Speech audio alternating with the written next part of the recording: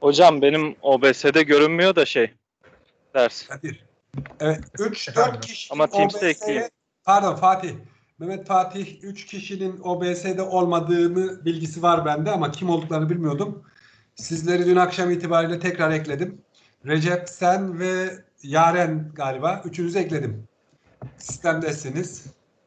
Ödevlerinizi hepinize atadım. Geçmiş ödevleri eminim Betül ve Selami size bilgi vermiştir. 1 Kasım'a kadar da süre verdim. Okuduklarınızı yapabilmeniz için. Nasıl olsa yarından sonra tatil, bir işiniz yok. Hocam ben baktım da OBS'de halen yok yalnız, onu da söyleyeyim. Tamam, senin OBS'de sıkıntı var. Onu öğrenci işleriyle, yani öğrenci işlerinin de haberi de var bu arada senin OBS'de olmadığına dair. Çözmeye çalışıyorlar. Hocam sunum derken biz yeni geldik de ne sunumunu yapacağız? Naime, sensin değil mi soran? Evet, ben sordum. Şimdi bu derste önce ödevleriniz var, okumalarınız var. Herkesin okuyarak gelmesini beklediğimiz parçalar. Ben bir önceki hafta atıyorum. Bu hafta Mert ve Kadir başta olmak üzere hepinizden özür dilerim. Biraz geç attım çünkü tüm sınıfın birleşeceği yönde bir haber gelmişti. O gelinceye kadar biraz bekledim. Ondan geciktim. Mesela çarşamba günü ben size bir sonraki haftanın okumasını atıyorum. Bunun ödev kısmından birinci aşamada istiyorum. Sizin bunu okuduğunuzu bana gösteren, özet olabilir, olabilir. Kısa bir reading response yazmanızı istiyorum. En az 2 paragraf yeter ama Mürvet gibi koca sayfayı da doldurabilirsiniz isterseniz. Mürvet burada mı? Yani istediğiniz kadar yapabilirsiniz. Yok. Ama tek istediğim o yazdıklarınızda sizin cümlelerinizi istiyorum. Tabii bazı şeyleri aktaramayacaksınız.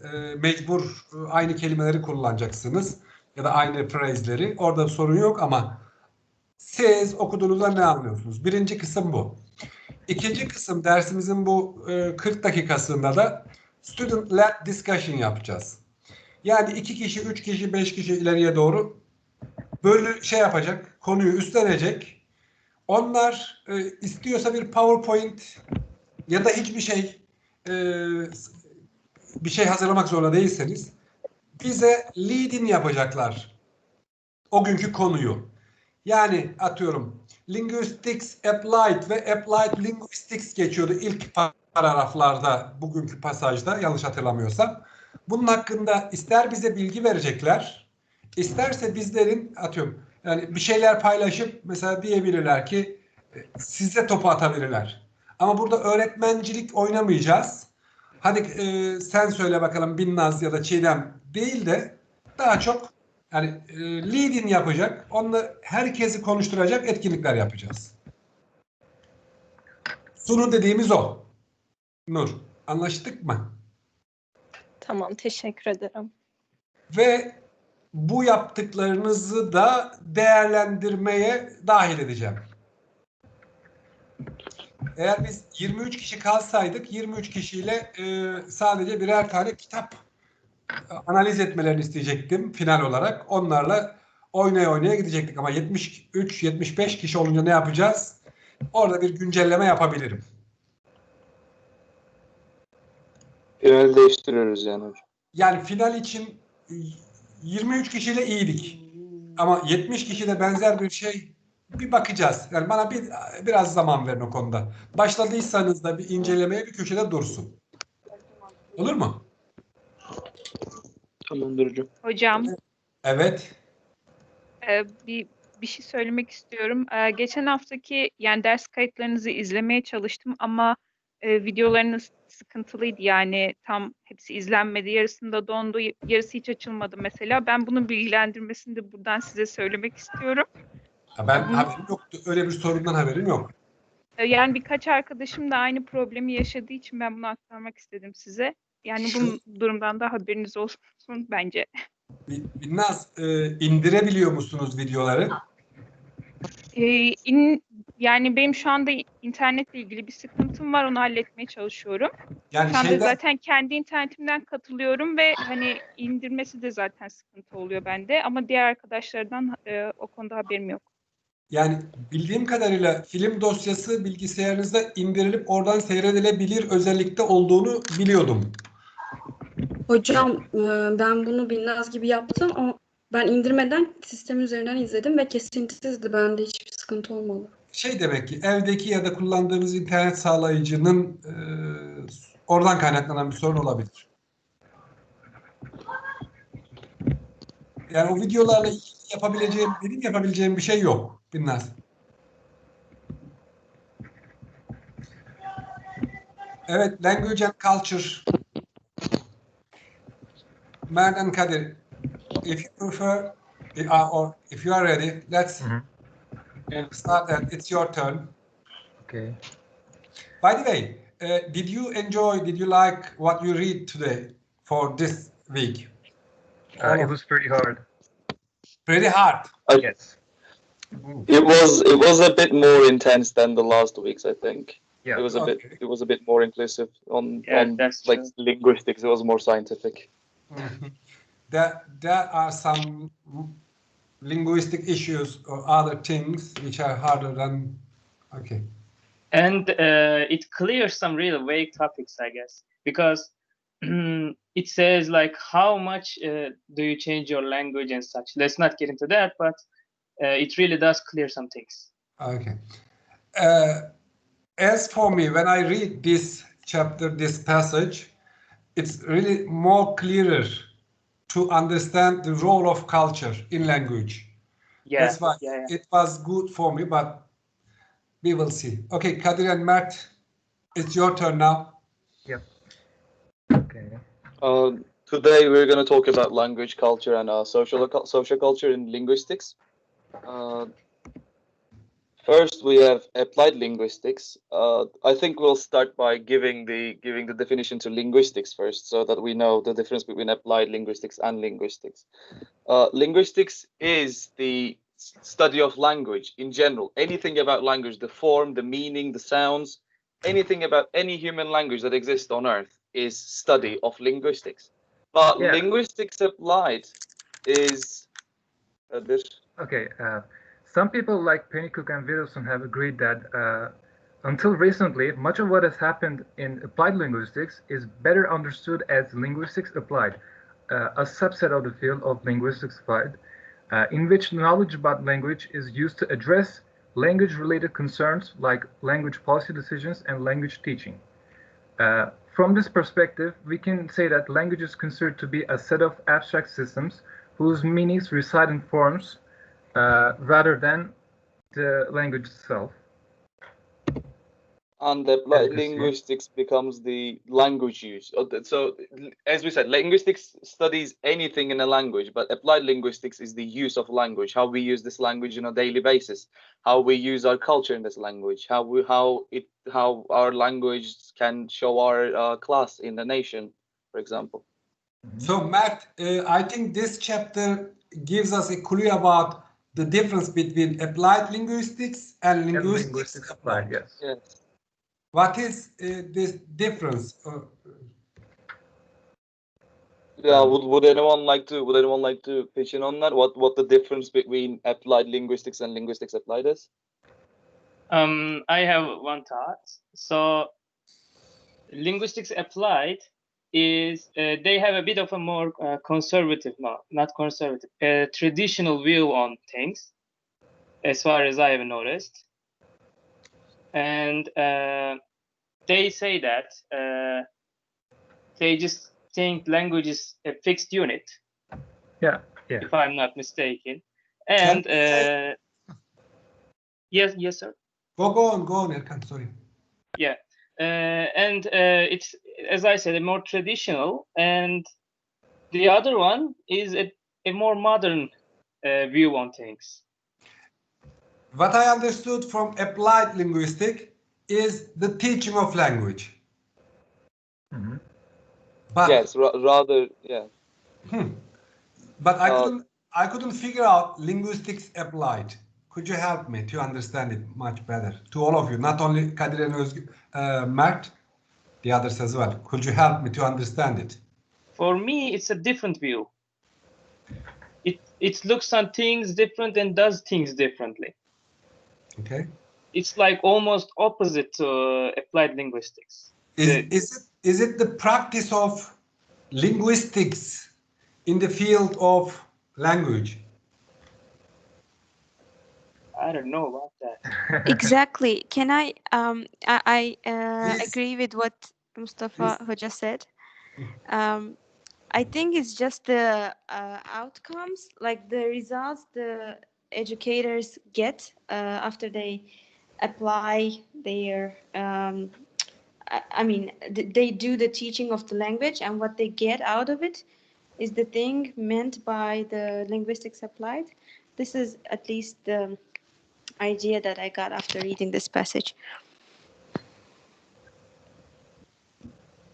Yes, in a way, linguistics applied is a subset under applied linguistics. So it is more conservative in a way because it doesn't care about everything that applied linguistics look at, like any language used in daily conversation and stuff. But linguistics applied only is in the abstract of the language. They look at the certain perspectives of language. Yeah, absolutely. Thank you for this clarification, Mert. Yeah. I got it much better than what I read. So our next topic, we have a question for you, and it is, what is the difference between internalized language, or I language, and externalized language, E language? To me or to all of to class? the class. To the class. Okay. To anyone who would like to clarify. Does anyone want or? We will see if there is any critical reader in this classroom as well. Because those terms just mentioned, but didn't give much definition. So if there is any critical reader, as you, Mert and Kadir, we will get its answer. May I? Yeah, okay. Yes, Sorry, teacher, I couldn't read the passage thoroughly because my grandparents were here and I had to care for them. I think what I understand from internalized and externalized language is that we speak to ourselves in our minds that others can't understand, in a way that others can't understand. And externalized is like Turkish and English. Others can understand as well. You mean one of them is externalized, one is the utterances, and internalized one is our thought? Yes, exactly. Yeah, that's pretty much about it. In a way, because if we can, Kadir, you can pass to the next part where we explain them. Internalized language is how the language is used, how it's supposed to be used. Like everything should have one meaning, everything should be according to semantics, everything should be according to syntax. It's how we are supposed to use it. It's the ideal language. However, externalized language, on the other hand, is what society adds to it by their history, by their culture, by their institutions. Yes, it is the language that people produce as it is perceived by the others. Thank you, because I misunderstood what I said. It's not right definition or right expression for I and E languages. Thank you for clarification. Okay, moving on to our next topic, which is language as a social cultural resource. We have another question for you, for the class. How can we explain language socio-culturally? So we know what a language is, what as a form of communication, but there is also socio-cultural elements in this. So how can we explain it? Do we speak in a certain way when we're speaking to people? Do we do things that are certain to our nation, maybe our class of people? It's an everyday conventionalized activity. Yes, kinda. Because in the society, we always do things like almost the same things every day. It's like conventional. So the language is the language that we use like in a day-to-day basis. Maybe that's what I think. Yeah, that is correct. Yes. Kinda on Would the anyone point. else? Yeah, Any no, other it ideas? is absolutely great. Yeah. Maybe the way we speak shaped by our cultural community. Maybe it Yes. is Yeah. the effect of our culture on language use is a socio-culturally language, blah, blah, whatever. By the way, the others, are you there? I want to hear your voices as well. I forgot to add that I am taking note about the participating participants. Erkan today and Mustafa got this, but the others not yet. Okay, if there isn't anyone else to answer, we're going to move on. We pretty much use language through linguistic symbols in social ways to establish goals, negotiate and change concepts we have said. We articulate and administer individual properties, our relationships with other social beings, and our membership in other social groups and communities. Like Erkan has said, the way we communicate in a society is conventionalized. What we say and what we do is pretty much routine, and it changes. The phrases that we use, the utterances we use, can change. Yes, like we don't speak the same in every group, every community. Like if you go to a friend, you would probably say "Ne haber, ne yapıyorsun?" But if you go up to a teacher, it's usually just "İyi günler, nasılsınız?" And these things, they're all conventionalized. You don't even mean any of them to a certain extent. You just say them to socialize and get into the group because it's just part of that subculture that you have in the community. Not much thought involved in it. Yeah. Yes. Which Exactly. which brings us to our next question.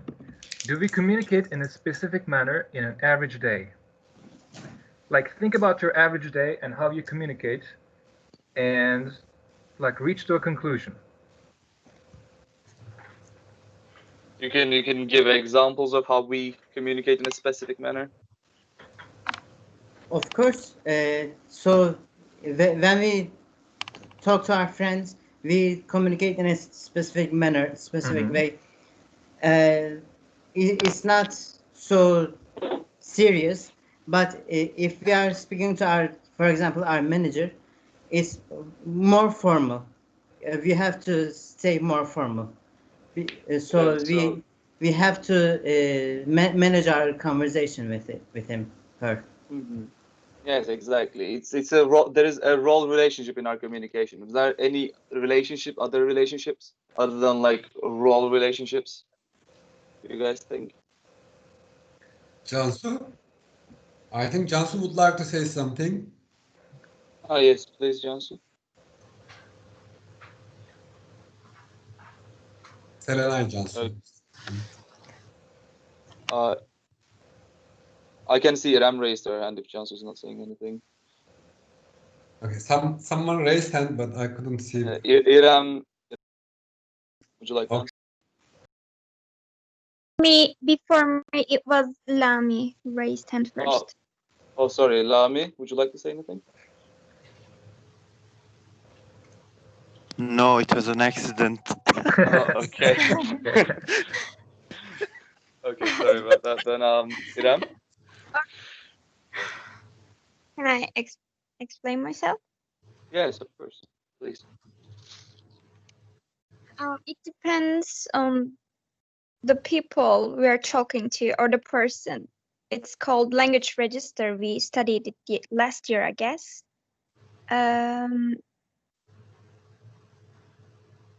We pick our words up more carefully. Yeah, we think about them before we speak, don't we? According to the person that we're speaking to. When we're talking to people.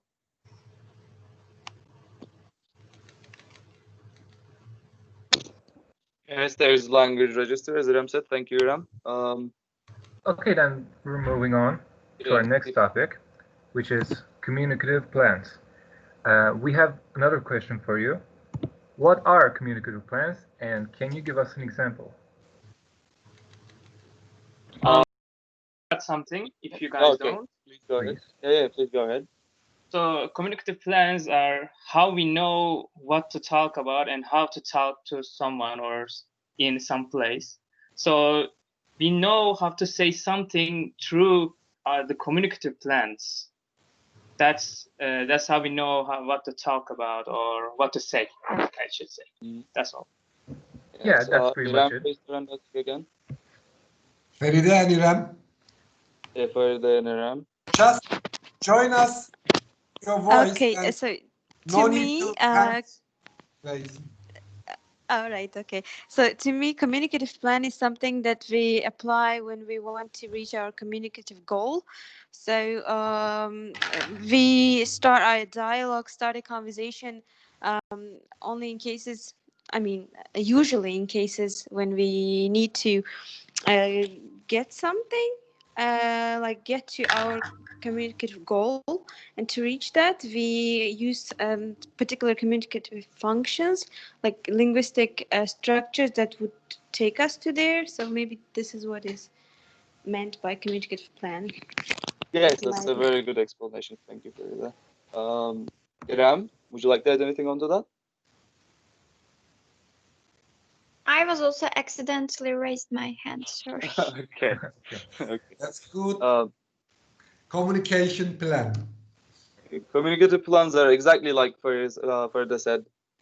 They're socially constructed models for us to achieve a goal through certain communicative plans that we use ourselves. Like we create a structure on how we're gonna be interacting with each other so that we can realize an expected goal that is shared by in the communicative plan. Yeah, they help us share ideas and provide a common ground for discussing what we can do about certain problems and situations. I can also see Mehmet Ata raised his hand. Would you like? I was gonna say, may I give an example? Oh yeah, please. Yeah, sure. Go ahead. Yeah, for example, when we want to get a job, we make a plan to I don't know how to explain because I can't remember the word. Like when you go and meet the person that wants to get you into the job. Interview? Interview. Yeah, interview, yeah. So you make a plan about what you have to say in that interview. Yeah, exactly. So is it like somehow Yeah, that's true. close to that? In a way, yes. In a way. For example, we have an example on this actually, Kadir and I. Yes. Kadir and I are normally friends, right? We know each other from school. We're close friends. We hang out a lot. But for example, when we're doing this project, I had to boss Kadir around a bit because he was not available for some time, for example. So we changed roles and we started structuring a communicative plan where I acted as the boss and he acted as like a worker to me. So I would be calling him like, "Where are you? Come here. We should do work," and he'd be like, "Okay, I'm coming over right now," and we normally when we're in a friendship relationship, now we are in a different role relationship because of our communicative plan. Yeah, in order to reach a certain goal, we had to change roles. So it assigns roles too. Yeah, pretty much. For this case only. Communicative plans may have roles. Yeah, it doesn't have to be specific roles, but in this example, it was specific roles that we had assumed. Yeah. Okay. And like we talked about, these conventionalized use of language is called language games. Language games are basically everyday conventionalized activities. That's the definition. So if nobody's going to add anything, we're going to move on to our next topic, which is dialogue as the essence of language use. Kadir, shall we give a break before passing to next topic, subtopic? Okay. Just for 5 minutes. Okay. And thank you. All right. Now let's have a break and see you 5 minutes later.